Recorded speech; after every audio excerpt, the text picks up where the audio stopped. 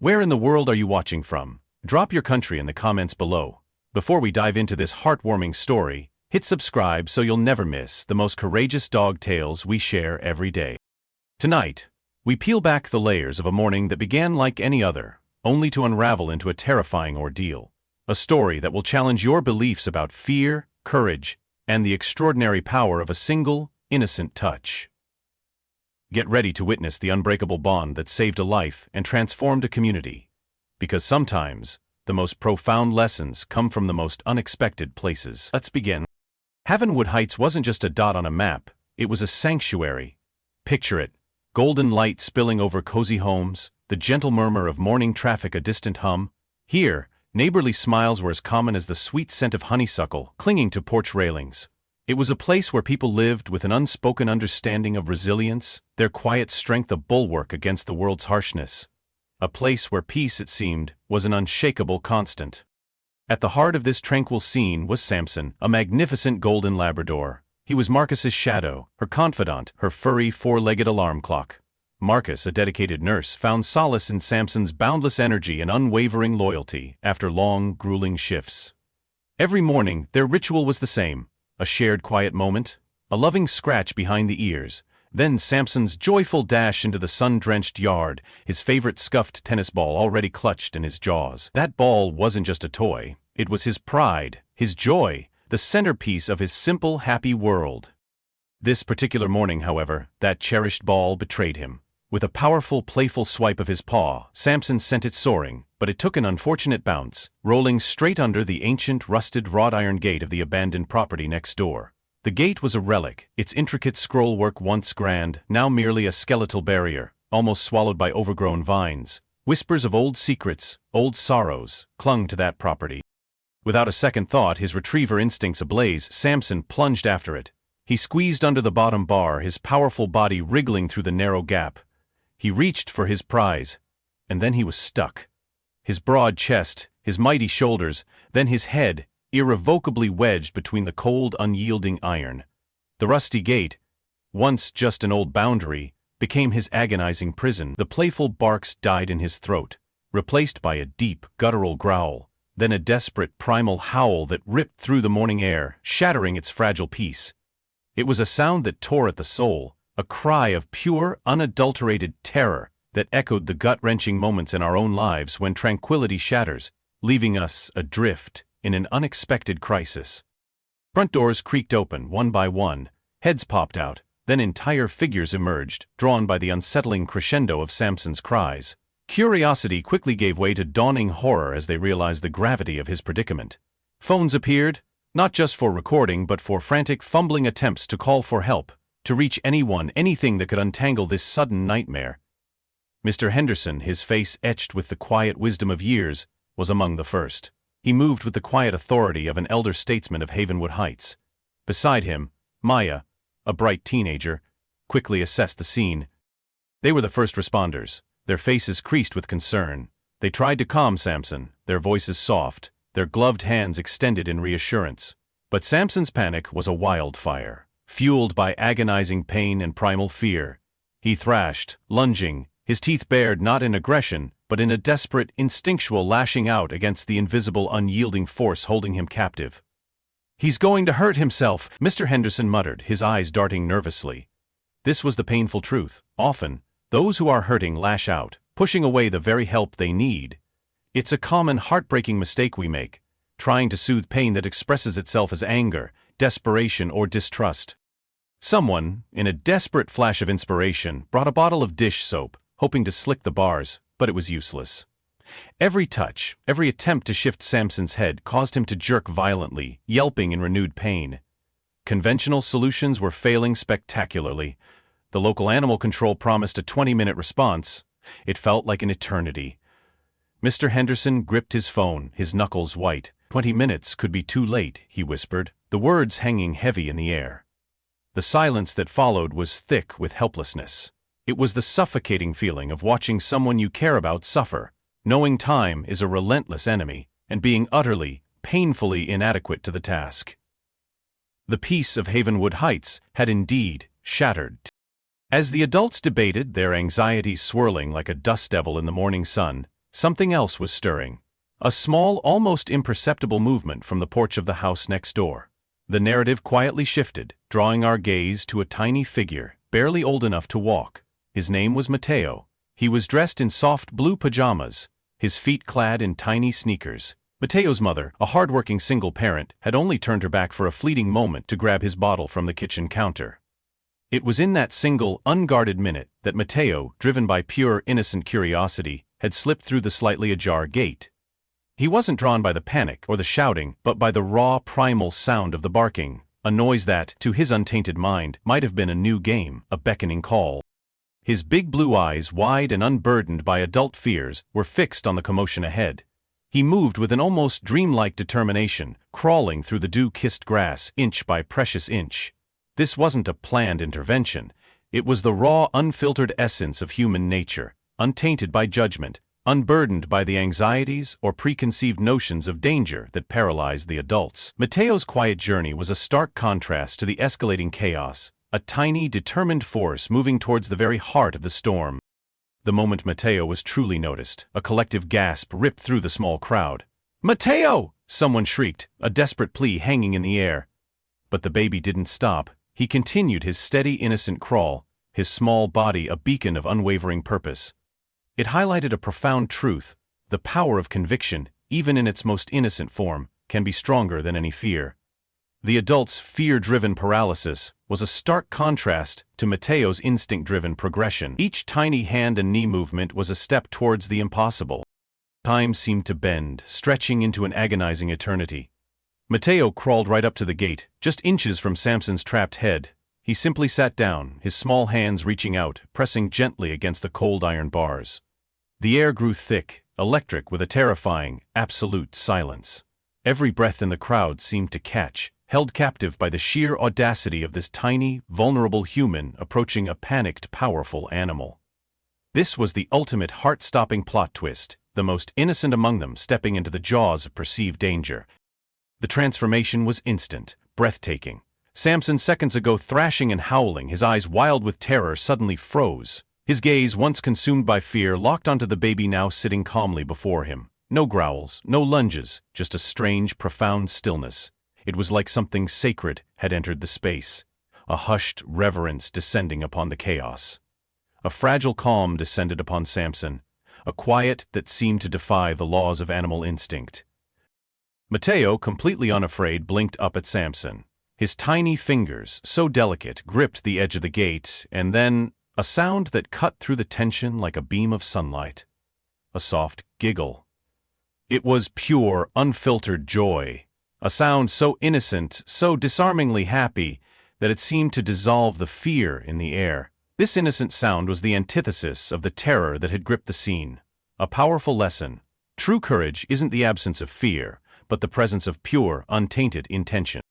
One woman, her instinct screaming, stepped forward, ready to snatch the baby away from perceived danger. But Mr. Henderson, his eyes wide with a dawning disbelief, gently stopped her. "Wait," he whispered, his voice tight with an emotion he couldn't quite name. "Just wait." It was a crucial moment of profound wisdom, where an elder, despite his own primal fear, recognized the emergence of something extraordinary, something that defied all logic. It spoke to the importance of trusting intuition, of stepping back and allowing the miraculous to unfold. And then, another miracle, perhaps the greatest. Samson's breathing, which had been ragged and desperate, slowly, visibly slowed.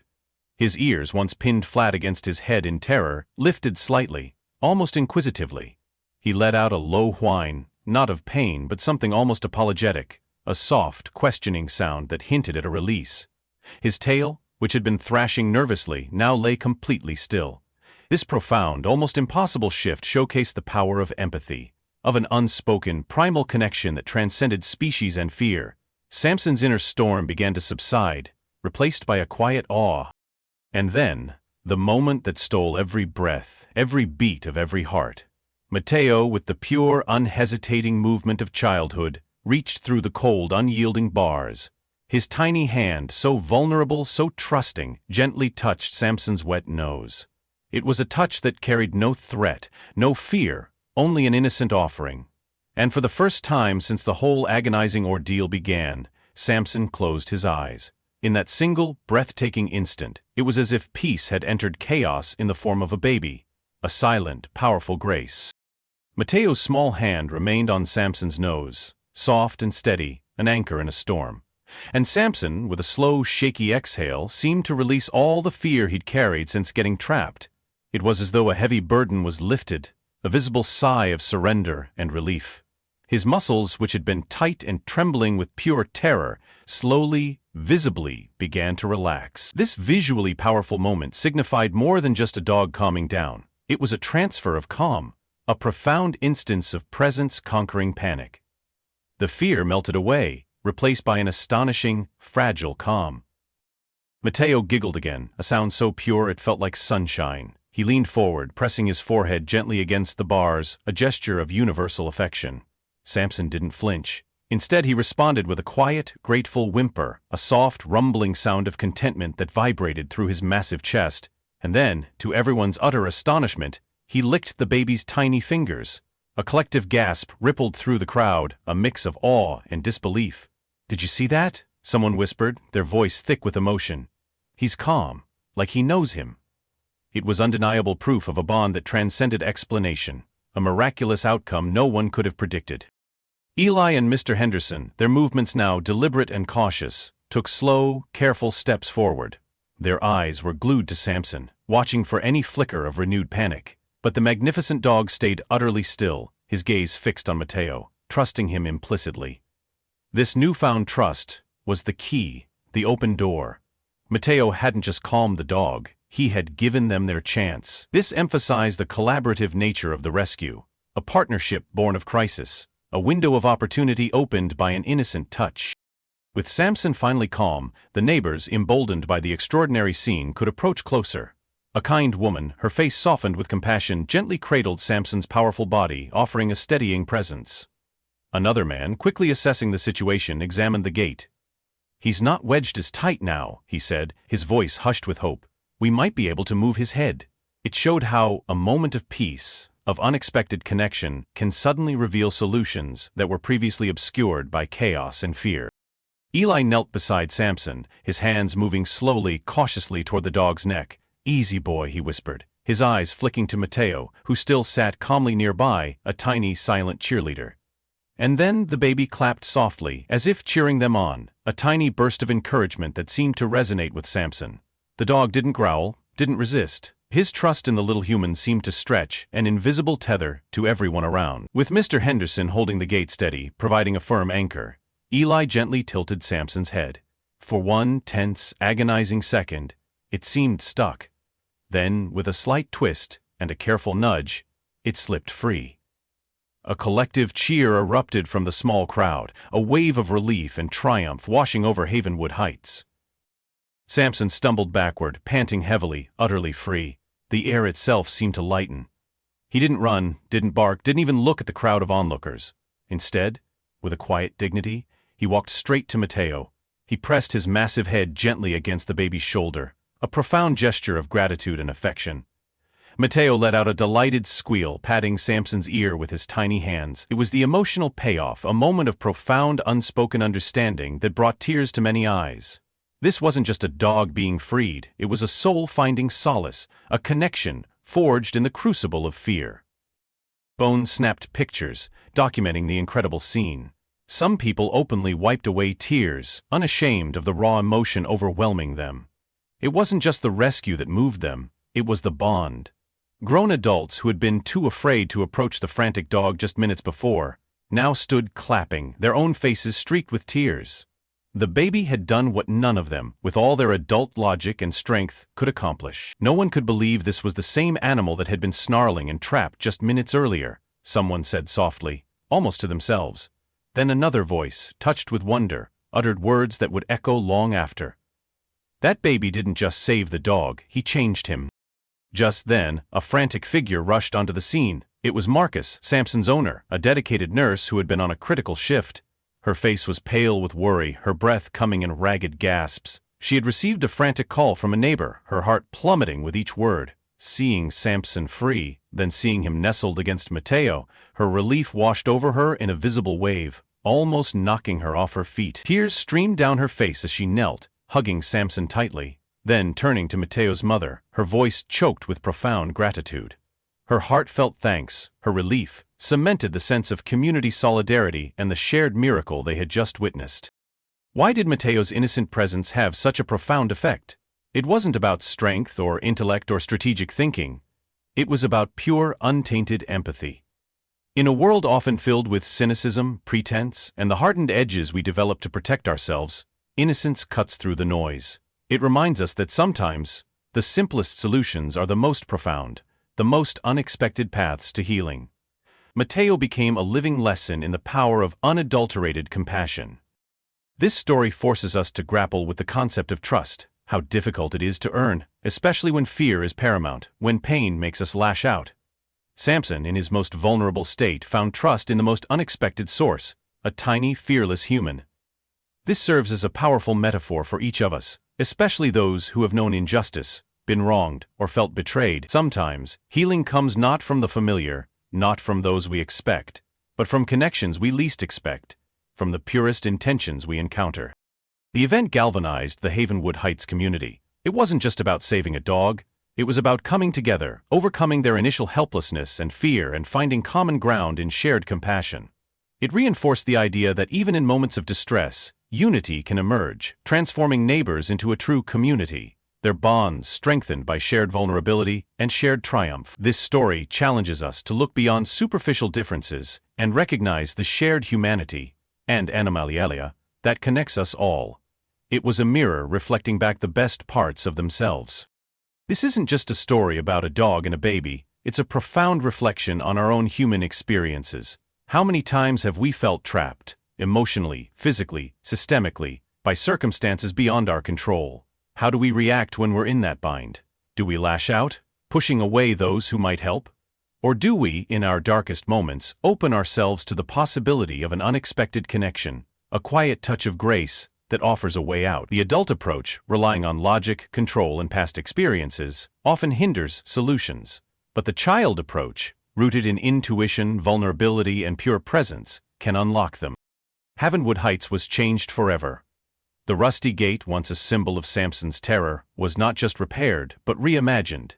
It was cleaned, painted, and perhaps, though unseen by outsiders, a subtle carving, a small mark of remembrance, adorned it. The neighbors, once just residents living alongside each other, transformed into a true interwoven community, looking out for each other with renewed vigor and understanding. The shared experience, the collective gasp, the tears, and the triumph, had forged an unbreakable bond among them. It was a collective awakening to their own capacity for compassion.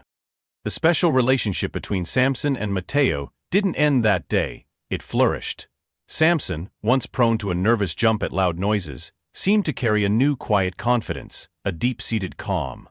He often sought out Mateo, settling nearby as the baby played, a silent, furry guardian.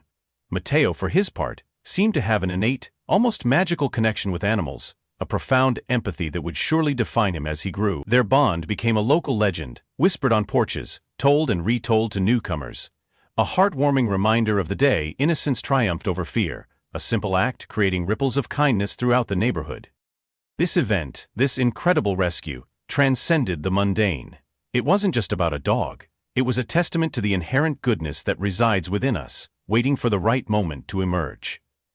It challenged everyone to look beyond superficial differences, to recognize the shared vulnerability and the profound capacity for love that connects all living beings. It was a mirror reflecting back the best parts of themselves, a reminder that heroism isn't always loud or grand.